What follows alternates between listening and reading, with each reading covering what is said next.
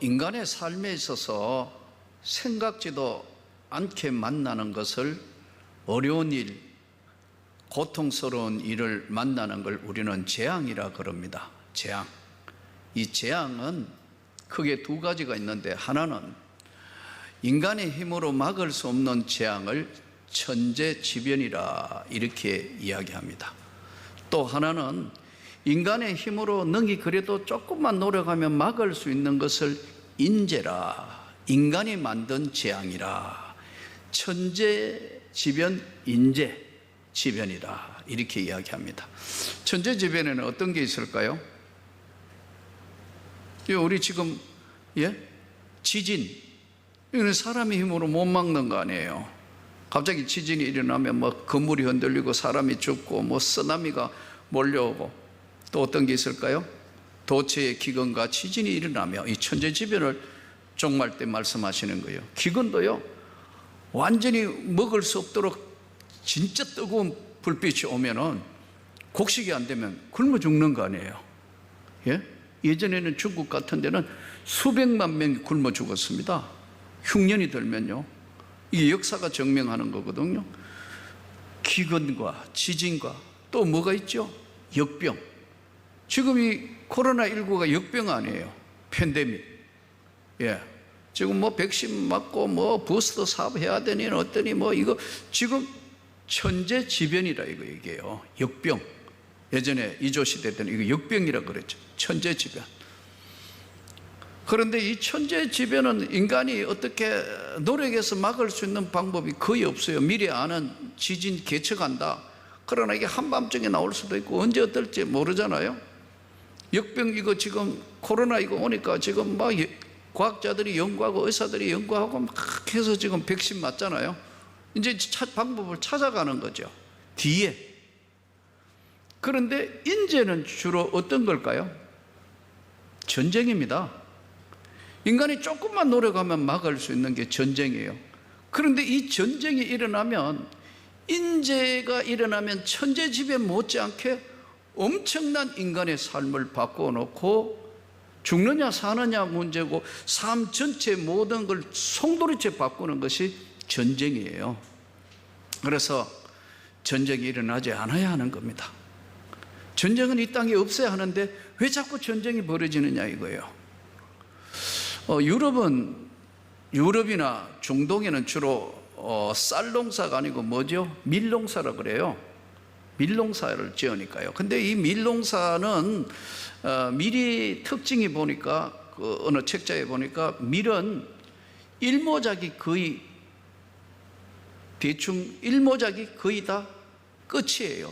왜냐하면 밀을 거두고 나면 밀 뿌리에 다른 작물이 못 자라도록 나오는 분비물이 있대요.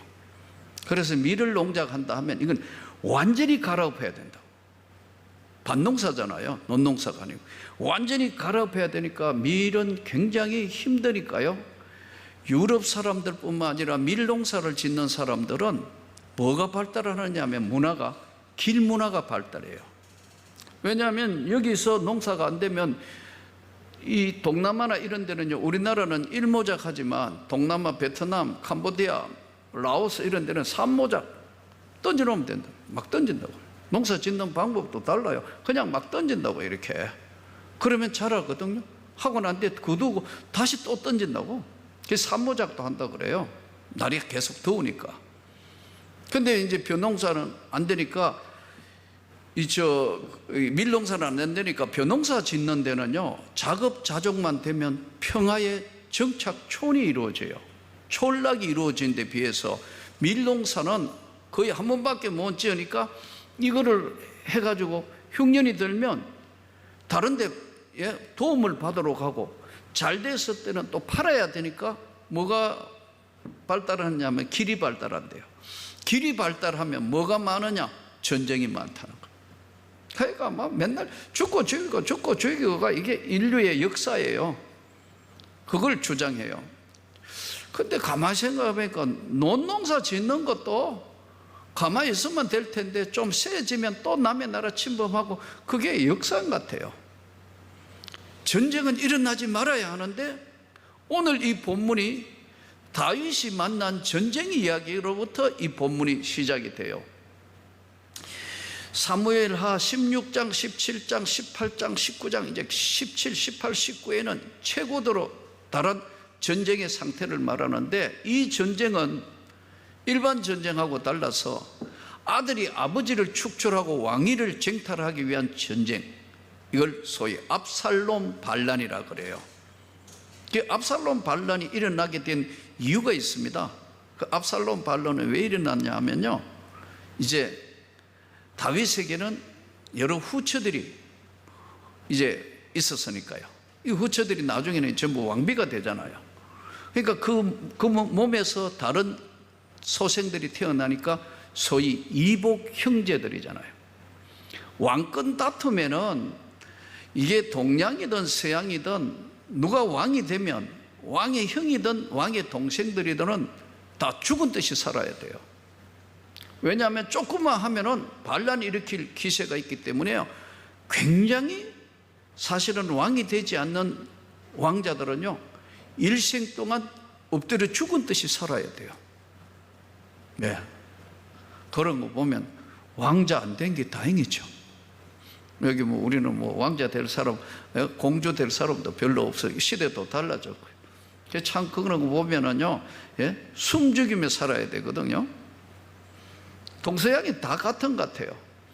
그런데 이 압살롬이 이제 반란을 일으키는데, 압살롬의 여동생이 이제 친여동생의 성경에 보면 다말이라는 여동생이 굉장히 예뻤던 것 같아요.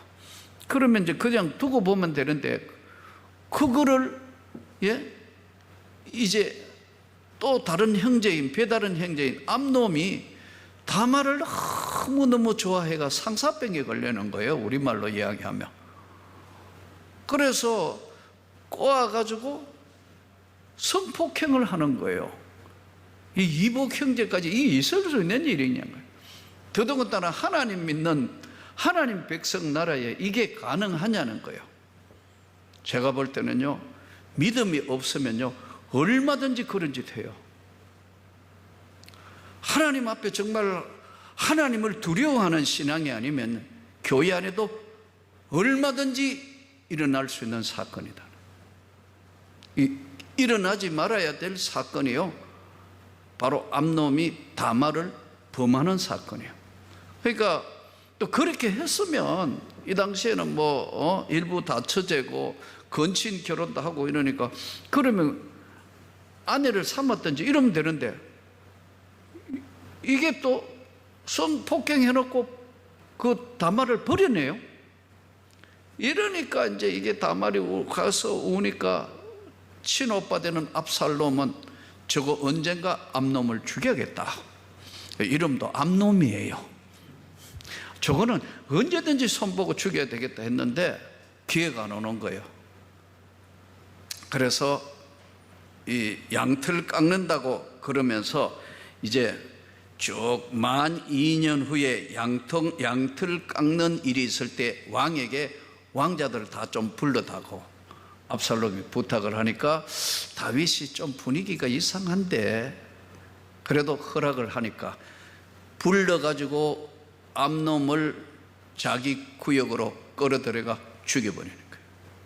이 사건으로 인해서 왕자들이 전부 혼비백산해가 도망가고 뭐 난리가 난 이 사건 뒤에 압살롬은 다윗이 안 보는 거예요, 버린 자식으로.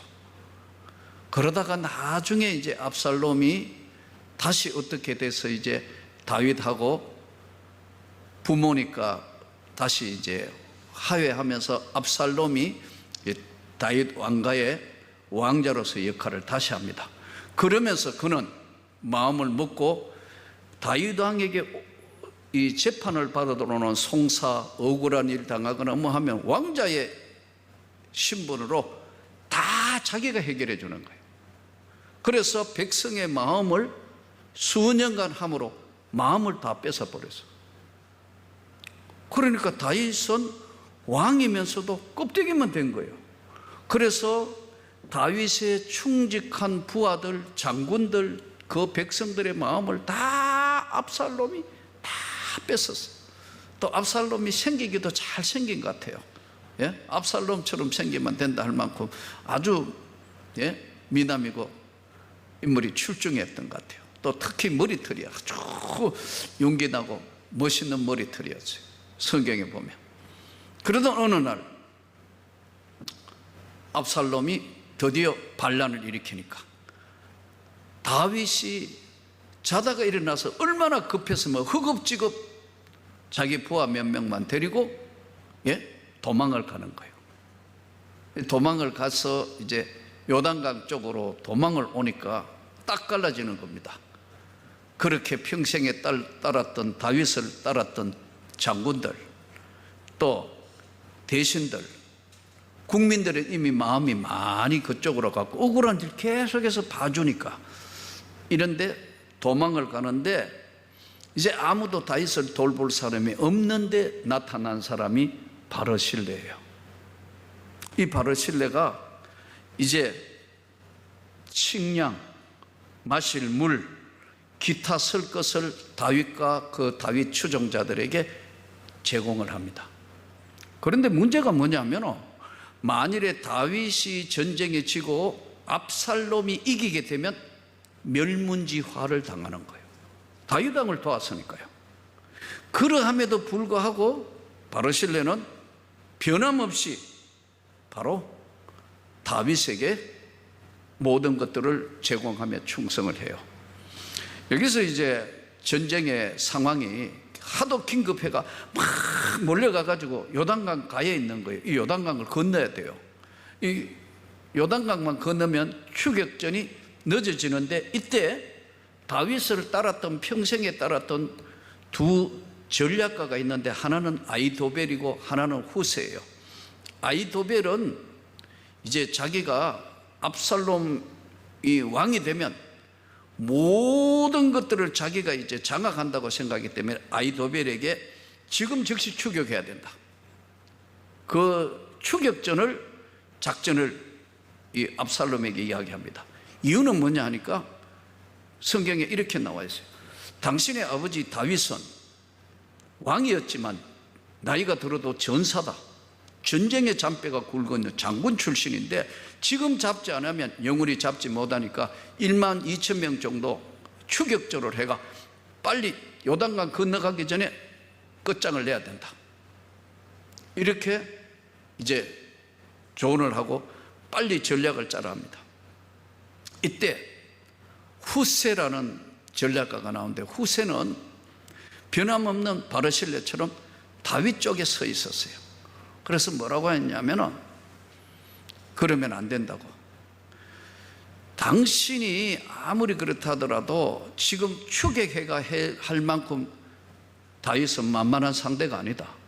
그러니까 천천히 전부 모든 국민 중에 군인들을 더 징집하고 다 모아가지고 한목에 다윗을 싹쓸이 작전으로 없애야 된다. 이게 후세 작전이에요.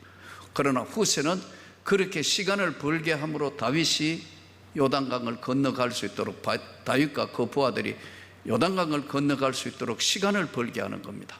그런데 이 작전에 어떤 걸 채택할 거냐 하는 것에서 아히도벨 작전, 추격전은 없어지고 바로 이 후세의 작전, 삭스리 작전으로 시간이 지연되는 거예요. 그런데 다윗은 요단강을 건너가면서 쉽게 이야기하면 재편성하는 겁니다. 부대를. 그리고 전쟁 양상이 바뀝니다. 전쟁은 언제나요? 흐름이 있는 겁니다. 흐름이 있어요. 전쟁과 가장 닮은 게 뭘까요? 스포츠 경기입니다. 축구 경기 봤잖아요. 막 밀리고 지고 막 한 골 내면 막 와 하는데 저쪽은 죽을 상이다. 누가 말 때는 공 하나만 더 사주면 안 싸울 텐데 왜 저렇게 죽기 살기 싸우냐고. 옛날에 그 공 따먹게 하는 것처럼 그렇게 알았는데 모르는 시대니까요. 선교사들이 와가 축구하고 하는데 그 왕이 그랬다 그래요. 예? 아니 공 하나만 더 주면 안 싸울 텐데 그 저렇게 공 하나가 뺏게 하고 싸우고 왜 그렇게 싸움 붙이냐 그랬다는 이야기가 있어요. 전쟁은 흐름이 있습니다. 6.25 전쟁도 완전 인민군한테 다 밀려가지고 다 했지만 낙동강 방어선이 그래도 끝까지 지켰기 때문에 메가다가 인천 상륙 작전을 하면서 전쟁의 새로운 양상으로 바뀌어 들어갑니다. 중공군이 개입함으로 또 국제전으로 새로운 이제 양상으로 바뀝니다.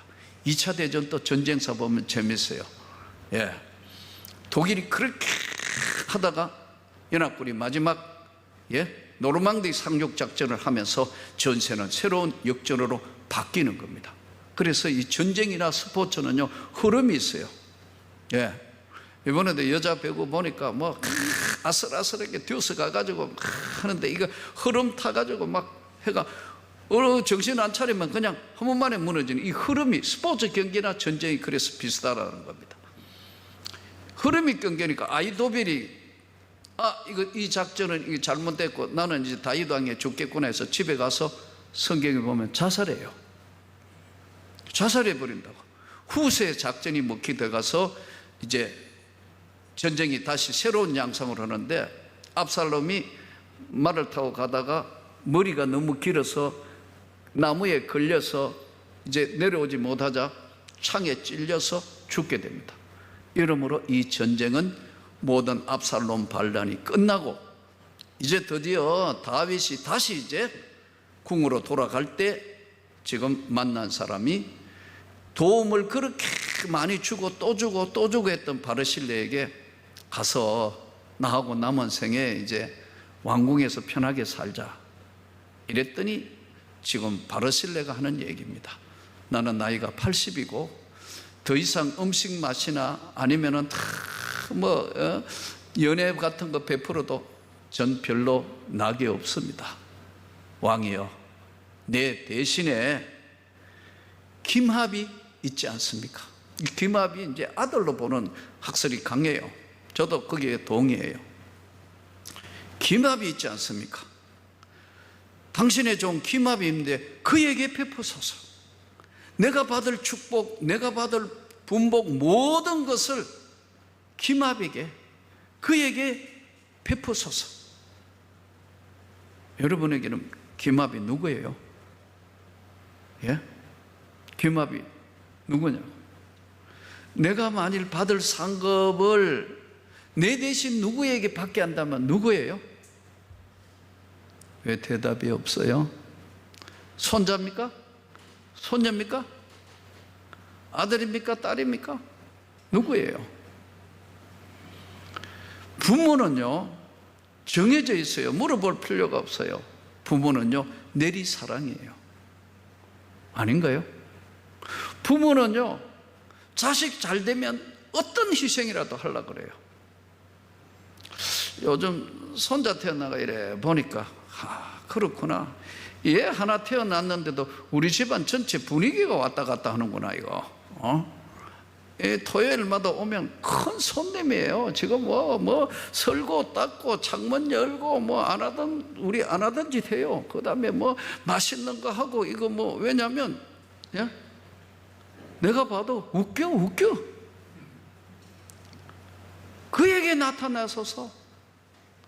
우리 주님이 우리를 보실 때에 십자가에 달려서 다 주신 거예요. 우리를 김합인 줄 알고 다 나타내 주신 거예요. 다 용서해 주신 거예요. 다 채워 주신 거예요. 은혜가 뭐예요? 우리가 은혜 받았다는 것은 은혜 받은 게 딴 게 아닙니다. 예수 구원입니다. 은혜 받은 걸 한마디로 요약하라면 예수 구원하신 거예요.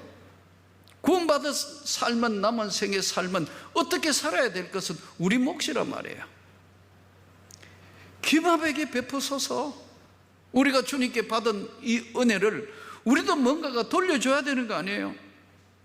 오늘날 너무 어렵고 힘들고 고통스럽고 하다가 보니까요 자꾸 정체성 문제로 왔다 갔다 해요. 예수 구원은 영원한 진리예요. 부활의 산소망 되시는 예수님이 나는 부활이요 생명이니 나를 믿는 자는 죽어도 살겠고 살아서 나를 믿는 자는 영원히 죽지 않는다. 이 복음, 나에게는 김합이 누구냐요? 우리 주님은 우리였어요.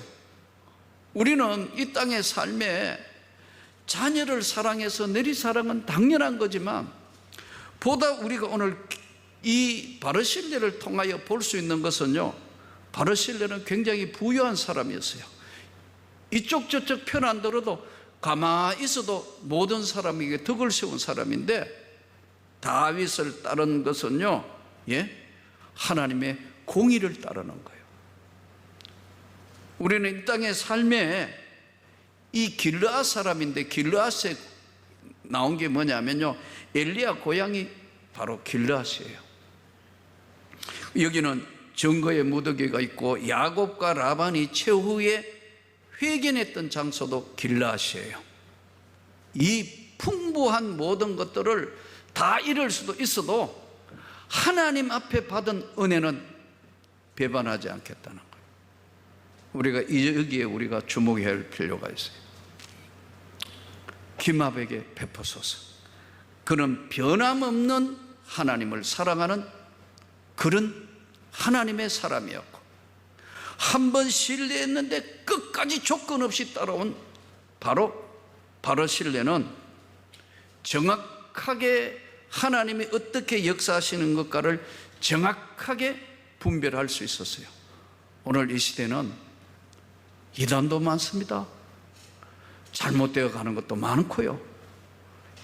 재난도 지금 인간이 만든 재난이 아닌 지금 천재지변과 같은 이 코로나가 우리를 덮어서 지금 어떻게 할 수 없는 상황으로 몰려가고, 백신, 치료제 계속해서 변이 뒤죽박죽이 되어가는 세상에 살면서, 저는 오늘 이 바르실레의 모습을 보면서 예수 잘 믿기를 축복합니다.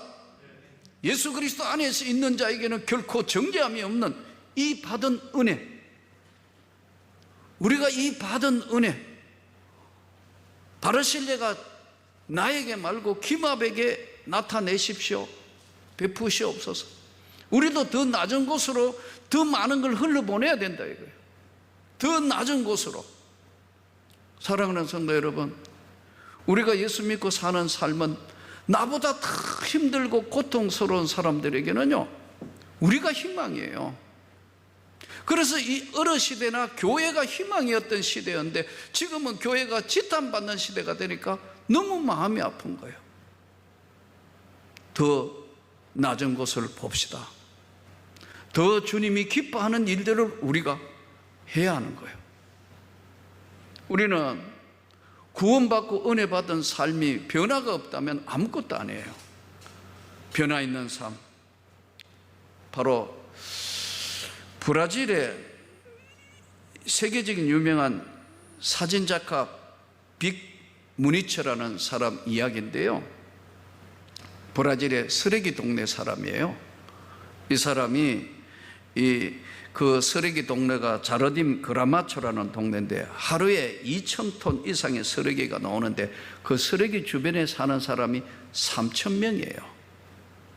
거기에서 나오는 옷가지 뭐 여러 가지 쓰레기 분리해가 사는 사람, 뭐 기구만장한 사람들이 그 쓰레기장에 파묻혀 사는 거예요. 근데 이 청년도 그렇게 살았는데, 길거리에서 총싸움하는데 어떻게 부상을 당해서 총을 쏜 사람이 부자여서 그 보상금으로 가족이 미국으로 이민을 가게 됩니다. 청년 때. 근데 이민 가가지고 이제 참 대학 졸업하고 참 이제 모든 것이 풀려지던 그 시기에 예수를 믿은 거예요. 예수를 믿고 가만히 생각해 보니까 내 어린 동네에 너무 가난하고 쓰레기와 사는 이 인생들을 어떻게 해야 되느냐. 그걸 가서 자기가 살았던 그 가난한 거, 그거를 다 남들한테 내놓기도 힘든데 그대로 공포하면서 그걸 위해서 사진을 찍습니다. 그 사진이 세계적인 작품이 되었어요. 어마어마한 돈을 벌어요. 그런데 그 모든 걸 쓰레기장에 있던 거로 다 되돌려 주는 겁니다. 그래서 더욱 유명해졌어요. 우리는 오늘 그에게 나타내시라는 주의 말씀을 잘 기억하면서 우리 더 어려운 이런 시기더라도 더 어려운 우리보다 더 힘든 사람들을 돌봐가면서 주님, 이 땅의 삶에 하나님의 영광을 위하여 예수 구원받은 자답게 살게 하여 주옵소서. 믿음으로 살게 하여 주옵소서.